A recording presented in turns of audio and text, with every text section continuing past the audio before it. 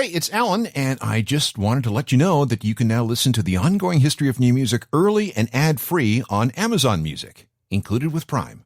Hi there, it's Alan Cross, and for the next few weeks of the ongoing history of new music podcast, we're going back to revisit a series we did a little while ago called 100 Weird Things About New Rock. This is a 10-part series, and it explored a lot of topics, with each episode dealing with a particular brand of weirdness. Sex, the law, drugs, strange recordings, excess, road stories, bad behavior, and more. There's a lot that goes into the music that we don't always hear about, despite what you may hear on the internet. So it's kind of like my job to fill you in. You ready for some weirdness? Okay, but don't say I didn't warn you. There's an old saying that goes, "He who dies with the least regrets wins." Good words to live by, because by the time we all shuffle off this mortal coil, all of us are going to have done and said things that we wish we hadn't. Chances are we hope that no one finds out about this stuff. It's the skeletons in our closets, the pieces of our past that we try not to show to other people. But in the era of the tabloid and celebrity and paparazzi and Facebook and MySpace and Twitter and Wikipedia, blogs, TMZ.com, The Smoking Gun, and Perez Hilton, it's getting harder and harder to keep the bad stuff buried. Nothing stays buried. It's always exhumed somehow. And you know the kind of stuff that I'm talking about. The rumor that Hitler's paternal grandparents were Jewish. The alien autopsies at Area 51. Angelina Jolie's alleged history of bisexuality. No, sorry, where was I? Anyway, this all got me thinking. What are some of the great secrets from the world of new rock and alternative music that today's performers would rather not discuss? Well, this is part 2 of 100 Weird Things About New Rock. This is the Ongoing History of New Music podcast with Alan Cross. Welcome again, I'm Alan Cross, and this is the second show in a 10-part series that explores some of the weirdest aspects of new rock and alternative music. And this time, we're going to explore 10 of the deepest, darkest secrets of performers that you know very well. We're all about digging up the truth. Okay, full disclosure. There are many things about my past, as I'm sure there is about yours, that you would rather keep hidden. And just to show you that I'm all for a little give and take, I will offer this confession. For 7 years, I took accordion lessons. And I was actually quite good. I appeared in a bunch of competitions and even won a couple. What? Well, yeah, there is such a thing as competitive accordion playing. Groupies. Well, Ukrainian grandmothers, maybe. Why do you think I retired? Anyway. Skeleton in the closet number 1. Jack White of the White Stripes had planned to become a priest before music intervened. Okay, so this isn't really a bad skeleton, but it's something to which Jack doesn't draw a lot of attention. Jack is the son of Gorman and Teresa Gillis. This was a good Catholic couple. Jack was the youngest of 10, that's 10 kids, 7 boys and 3 girls, and Gillis is Jack's birth name. He didn't become Jack White until he married Meg White and took her last name in some kind of gender reversal. Both Mom and Dad worked for the Catholic Archdiocese of Detroit. Mom was a secretary and Dad worked in the maintenance department. When you're a son in a devout family such as this, it is expected that one day you will serve as an altar boy. And just like the 6 brothers before him, Jack carried his share of candles and crucifixes around the Church of the Holy Redeemer in Detroit. When he got older, Jack decided that perhaps he was hearing some kind of religious calling. He applied to and was accepted at a seminary in Wisconsin. The thinking was that the priesthood beckoned. Seminary school was the first step down that road to a life of piety and poverty and chastity. But Jack had a last-second change of heart, and he ended up in public school instead. Why? Well, he had just bought a new guitar amplifier and thought that he wouldn't be allowed to take it with him to the seminary. So, public school it was. So talk about a decision that changes your life, huh? No rock star superstardom, no marriage and divorce to Meg White, and he would have never, ever married a hot British model. Oh, and speaking of which, here's a point of trivia. When Jack married Karen Elson in 2005, They did not hold the ceremony in a Catholic church, as you might expect. They were married by a shaman priest in the Amazon basin at the confluence of 3 mystical rivers in Brazil. The ceremony was in a canoe.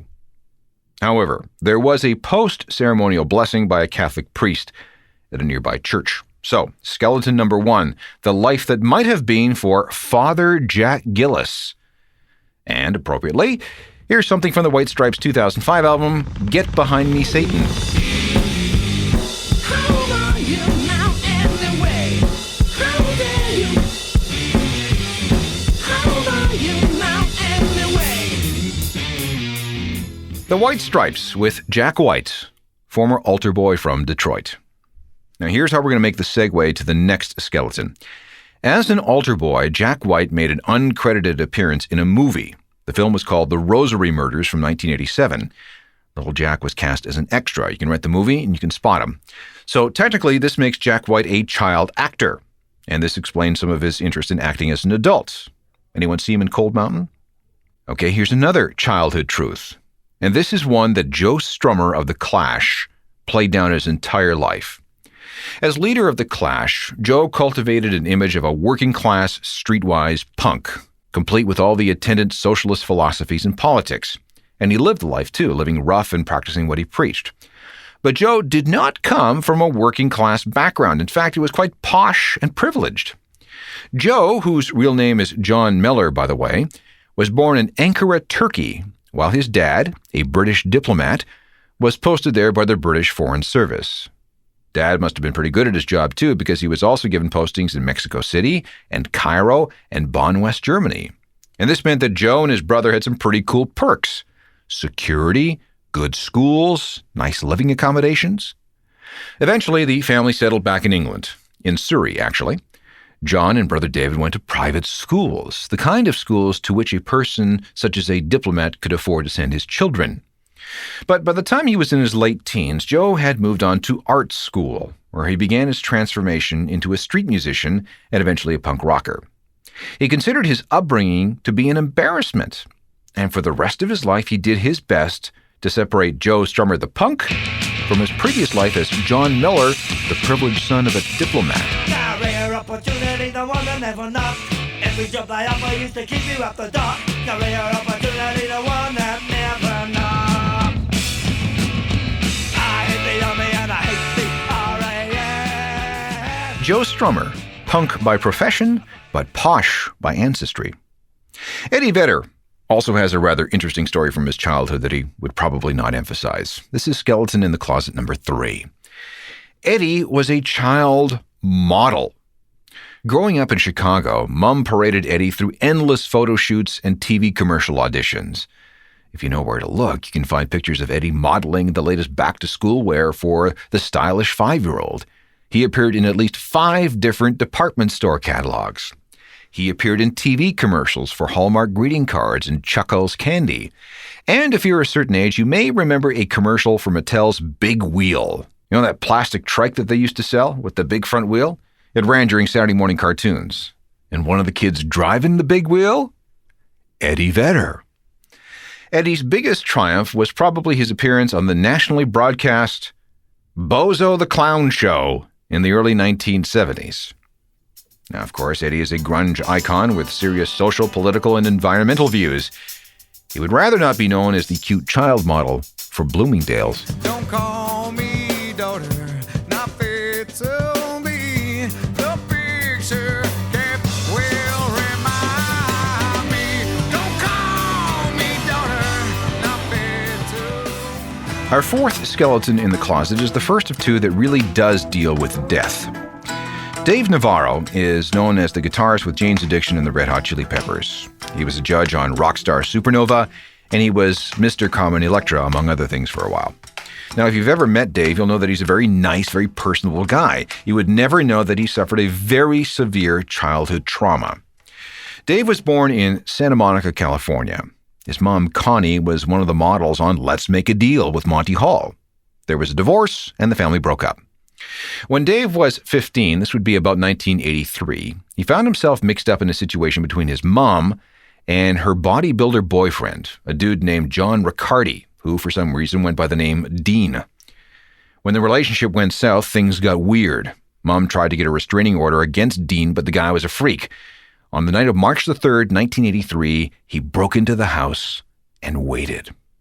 When Connie and her best friend Sue returned home, Riccardi was waiting for them. He shot both women to death and then ran. Dave might have been caught in the violence, but there was a last-second decision to spend the weekend with his father. Riccardi was on the run for almost 8 years. It took a story on America's Most Wanted, the TV show, to bring Riccardi to justice. Thanks to a tip from a viewer, Riccardi was tracked down to a place in Houston, Texas, where he was arrested on January the 4th of 1991. He was brought to trial in California, where Dave testified against him. So John Dean Riccardi is now on death row in San Quentin. Here's Dave Navarro in a quote from America's Most Wanted. Well, the murder, basically it tore our lives apart, to be honest with you. Human beings are not equipped to know how to handle something like that, And as a result of that, you don't know what to do. You don't know where to turn. You don't know how to love, how to trust. It completely throws your emotional stability out of bounds. And it takes some time to get past that and get it back together. And of course, it's natural. What did I do to get past it? I went through some really dark times. I ultimately turned to my father quite a bit. So me and my dad were brought closer. As a result, we were very close anyway, but we really had each other to rely on.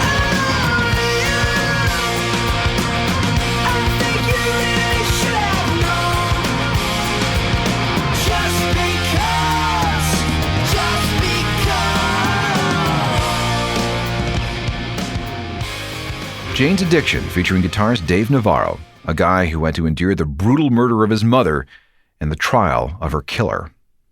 Our fifth skeleton is ultra-mild by comparison. If you run into Liam Gallagher of Oasis and he's wearing his trademark flip-flops, look at his left foot. Count the toes. You'll find 6. It's a condition called polydactylism. He shares this condition with Oprah Winfrey, who also has 6 toes and a foot. Just thought you might like to know. More skeletons from closets as we continue with part 2 of 100 Weird Things About New Rock in just a second. Very, very few careers in music begin fully formed. There are usually years and years of trial and error before you get the image, the attitude, and the music right. And occasionally, once a performer does get it right, they may not want to draw any attention to what they used to be. This is a challenge that faced Trent Reznor once he became known for being 9 Inch Nails, which brings us to skeleton in the closet number 6. Before 9 Inch Nails, Trent was in a bunch of other bands, all of which sounded very, very wimpy when compared to the sound that we all know and love today. All of these pre-9 Inch Nails groups were based in the Cleveland area, and all of them released recordings, and all of them were a little embarrassing to Trent's more industrial than thou image. Now, there is a rumor that once Trent hit it big time in the late 1980s, he had his sisters scour record stores in eastern Ohio and western Pennsylvania, buying up all the remaining evidence. I'm not sure if that's true or not, but I do know that Trent did try to disown that part of his musical past. Once came up in an interview that I did with him, and he wasn't very happy about it. I do have a sample of one of the offending recordings, however. This dates back to 1983, when Trent was firmly in a new wave phase. The group was called Option 30, and I just had to listen.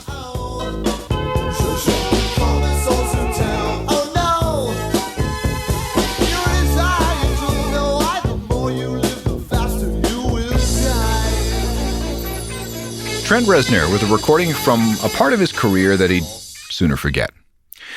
Weird skeleton number 7 involves punk god Joey Ramone. Joey had some interesting quirks, one of which was a case of obsessive-compulsive disorder. Joey's OCD predated the Ramones. Some close to him suggest that it was a big reason why he was so shy and awkward and withdrawn in private life. And apparently, his OCD could get quite bad, controlling even the smallest aspects of his life. For example, he might step off a curb on the street and feel compelled to go back and step on and off and on and off and on and off the curb another 50 times. Often he'd feel he'd have to repeat words over and over again, something that he said was prompted by things resembling voices in his head. He checked himself into the hospital at least once because his OCD got so bad. But Joey's OCD was almost never brought up and almost never discussed in public. And when it was, Joey would vehemently deny it. But after the cancer took hold and Joey began to come to terms with aspects of his life and death, he began to relax a little. In fact, if you go to Joey's 2002 solo album, Don't Worry About Me, you'll find a song called Like a Drug I Never Did Before. In those lyrics, he mentions his lifelong battle with obsessive-compulsive disorder. This is the only time he ever brought it up in his music. Have a listen. A drug I never did before. This ain't fun. No. It's like a drug. It's like a drug. Joey Ramone, confessing his lifelong battle with obsessive-compulsive disorder. The song is Like a Drug I Never Did Before, from his 2002 solo album, Don't You Worry About Me. Skeleton number 8 involves a secret love child. See, many years ago, this would be back in the 1980s, Gavin had a fling with a British fashion designer named Pearl Lowe. They then broke up, but then Pearl found herself with child. The question, however, was, who is the father? Pearl had her suspicions, but Gavin wasn't even at the top of her list. It wasn't until the fall of 2004, 15 years after she gave birth to a girl named Daisy, that she persuaded Gavin to have a DNA test. And guess what? Gavin's the daddy. Oh, and it gets weirder. Gavin and Pearl remained very good friends even after the fling. In fact, Gavin was asked to be Daisy's godfather, a task which he accepted. So Gavin Rossdale is actually the father of his goddaughter. And I'm not done. As an 18-year-old, Daisy posed nude in a magazine called Id. Needless to say, this whole revelation has put a strain on the relationship between Gavin and Gwen. Meanwhile, Pearl had to break the news to her current boyfriend, Danny Goffey of the band Supergrass. So, Gavin Rossdale's love child, skeleton number 8.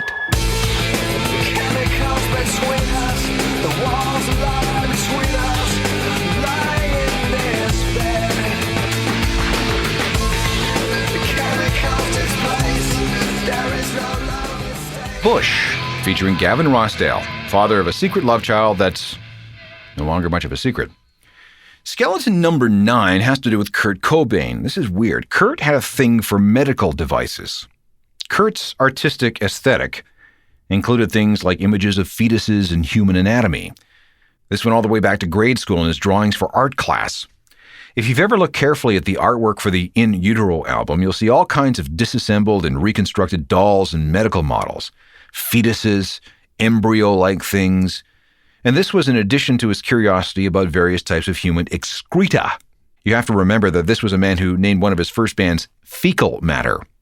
Kurt also created art projects that looked like weird landscapes filled with things like images of diseased vaginas, photos that he found in old medical textbooks. And if you read his journals, the book of writings published by Courtney Love in 2002, you'll find that Kurt seemed to have an obsession with bodily functions and said excreta, vomit and urine and mucus and poop. Again, this guy named his first band Fecal Matter. Kurt also apparently had a thing for vintage medical equipment and surgical gear. We're talking about things well beyond stethoscopes and blood pressure cuffs. I mean, things like old gynecological instruments. And at one point, it is said that Kurt had a full-sized medical dummy. One story says that not only did he keep it around the house, but that he toured with it, had its own trunk and everything. Very, very strange.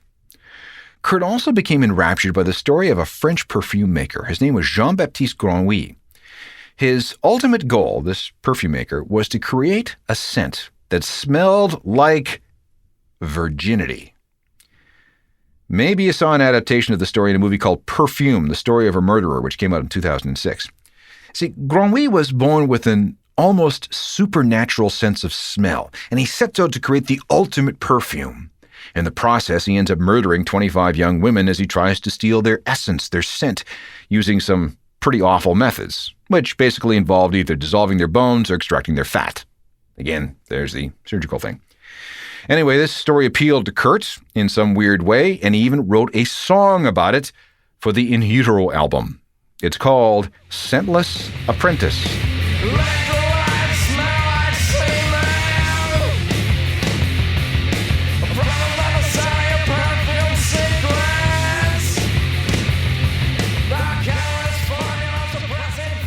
Kurt Cobain's weird medical fetish, skeleton number 9.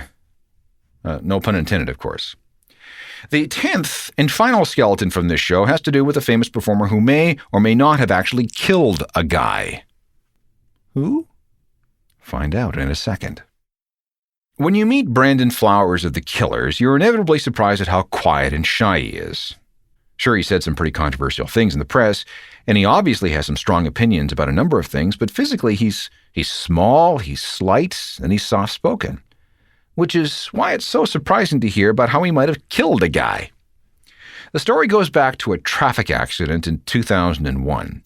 Brandon was driving somewhere in the Las Vegas area when he hit a pedestrian. He drove into a guy who was standing on the freeway. Let me give you the actual quote from an interview he gave to GQ magazine. "I hit him pretty fast. I was going about 50. He was drunk. He just walked into my lane on the freeway. I was honking and hitting the brakes, but I couldn't stop in time. I hit him. It was terrible. Pretty traumatic. He hit my windshield, smashed it up. His shoes fell off. Their shoes fall off. Did you know that?" When the police arrived, they questioned Brandon, and they let him go. The weird thing, though, is that he never, ever found out about what happened to this guy. Did he recover? Or is the singer of The Killers really a killer? Brandon doesn't like to talk about it. And really, can you blame him? Well, somebody told me you had a boyfriend who looked like a girlfriend that I had in February of last year. It's not confidential. I've got potential. The Killers, featuring Brandon Flowers. I wonder what happened to that guy he hit with his car. If the dude recovered, do you think that he knows what became of the guy who hit him? Think he'd be a fan? Performers can be weird people, but that's often part of the gig. It's their job to be strange and controversial and outrageous. It's what they do for a living. That's how they get paid. But then there are the people who buy what they're selling, the fans. Now, of course, it's one thing to enjoy a performer's work. It's another thing entirely to become obsessive and dangerous. On the next episode of 100 Weird Things About New Rock, we're going to look at the crazies, the stalkers, and the downright murderous who count themselves amongst the greatest music fans in the world. Join me next time for part 3 of 100 Weird Things About New Rock. The fans, the stalkers, and the crazies. Technical productions by Rob Johnston. I'm Alan Cross. You've been listening to the Ongoing History of New Music podcast with Alan Cross. Subscribe to the podcast through iTunes, Google Play, Stitcher, Spotify, and everywhere you find your favorite podcasts.